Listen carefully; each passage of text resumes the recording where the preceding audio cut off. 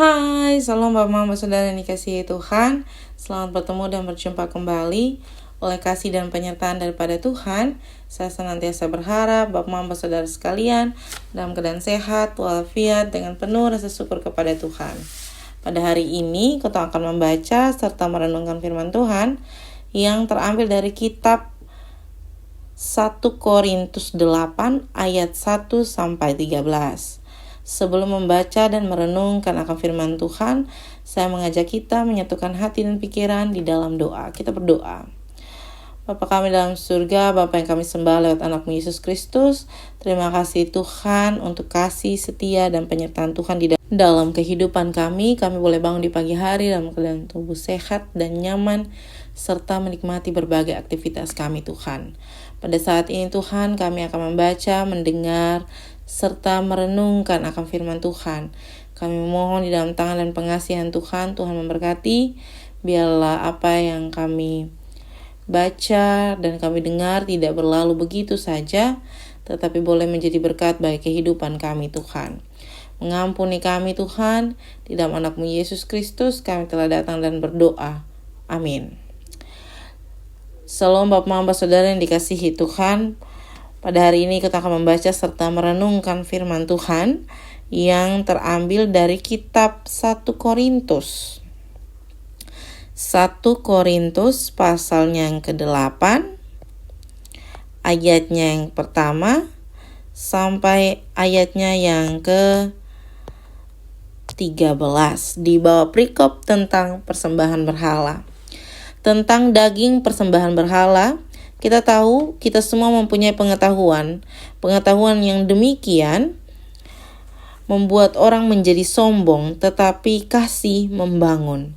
Jika ada seorang menyangka bahwa ia mempunyai sesuatu pengetahuan, maka ia belum juga mencapai pengetahuan sebagaimana yang harus dicapainya. Tetapi orang yang mengasihi Allah, ia dikenal oleh Allah. Tentang hal makan daging persembahan berhala kita tahu, tidak ada berhala di dunia dan tidak ada Allah lain daripada Allah yang esa. Sebab sungguh pun ada apa yang disebut Allah, baik di sorga maupun di bumi, dan memang benar ada banyak Allah dan banyak Tuhan yang demikian. Namun bagi kita hanya ada satu Allah saja, yaitu Bapa, yang daripadanya berasal segala sesuatu dan yang untuk Dia kita hidup, dan satu Tuhan saja, yaitu Yesus Kristus. Olehnya segala sesuatu telah dijadikannya, dan yang karena Dia kita hidup. Tetapi bukan semua orang yang mempunyai pengetahuan itu. Ada orang yang masih terus terikat dengan berhala, makan daging itu sebagai daging persembahan berhala. Dan oleh karena itu, hati nurani mereka lemah. Hati nurani mereka dinodai olehnya. Makanan tidak membawa kita lebih dekat kepada Allah. Kita tidak rugi apa-apa kalau kita tidak makan, dan kita tidak untung apa-apa kalau kita makan.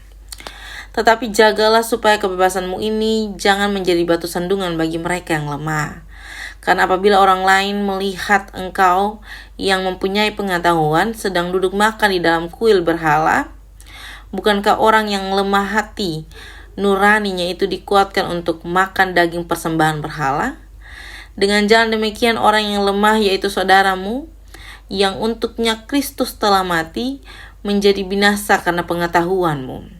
Jika engkau secara demikian berdosa terhadap saudara-saudaramu dan melukai hati nurani mereka yang lemah, engkau pada hakikatnya berdosa terhadap Kristus. Karena itu apabila makanan menjadi batu sandungan bagi saudaraku, aku untuk selama-lamanya tidak akan mau makan daging lagi, supaya aku jangan menjadi batu sandungan bagi saudaraku. Demikian jauh akan firman Tuhan. Yang dikatakan berbahagia adalah setiap kita yang tidak hanya membaca, mendengar, tetapi mau melakukannya di dalam kehidupan kita hari lepas hari. Salam Bapak Mama Saudara yang dikasihi Tuhan, selamat bertemu dan berjumpa kembali. Hari ini kita membahas jemaat di Korintus tentang persembahan berhala. Bapak Mama Saudara yang dikasihi Tuhan, Di dalam pembacaan ini sangat jelas ya, Paulus memberikan batasan-batasan tentang pengetahuan-pengetahuan dan persembahan-persembahan yang dimakan dan yang tidak dimakan untuk menjaga kita dari segala persembahan berhala. Bapak Mama Saudara yang dikasihi Tuhan, ini firman ini mencakup banyak hal. Dan salah satunya yang paling penting adalah bagaimana kotong memaknai pengetahuan yang kotong terima. Pengetahuan yang kotong terima itu bukan sekedar pengetahuan yang hanya untuk kotong pun diri atau hanya untuk mengenyangkan kotong pun diri. Tetapi pengetahuan yang kotong punya itu menjadi dasar di mana kotong mengenal Kristus. Mengenal bagaimana persembahan yang sebenarnya bagi Kristus. Kristus yang telah mati bagi kita, apa yang patut kotong persembahkan bagi dia. Dan kotong perlu mengingat bahwa sebagai seorang yang menganut agama Kristen, orang pikirnya agama Kristen adalah agama yang mempunyai kebebasan dalam segala hal. Tetapi pada hari ini Paulus mau sampaikan bahwa kebebasan Kristen dan batas-batasnya. Jadi agama Kristen itu ada di pembatas-batas. Tidak semua hal kotong pergi campur aduk. Tidak semua hal kotong pergi campur tangan di dalam. Apalagi berurusan dengan persembahan berhala. Apalagi persembahan bagi dewa-dewa. Jadi kotong pergi campur tangan, kotong sudah tahu nih firman Tuhan. Kotong sudah belajar, kotong sudah mendengar, kotong sudah tahu apa yang harus kotong perbuat. Tapi kotong tetap memilih melakukan persembahan kepada berhala, dan bahkan daripada itu kotong memakan persembahan itu untuk menghidupkan kotong dalam kehidupan yang dalam tanda kutip Tuhan yang berikan. Ini sesuatu yang keluar daripada batasnya. Paulus di jemaat di Korintus dapat mengingatkan orang Kristen masa kini untuk tidak mudah terbawa arus saat berkomunikasi dimanapun. Bebas bukan berarti kotong bertindak seenaknya, tetapi menjadikan kasih dan takut akan Tuhan itu sebagai prinsip yang mengontrol kotong perilaku.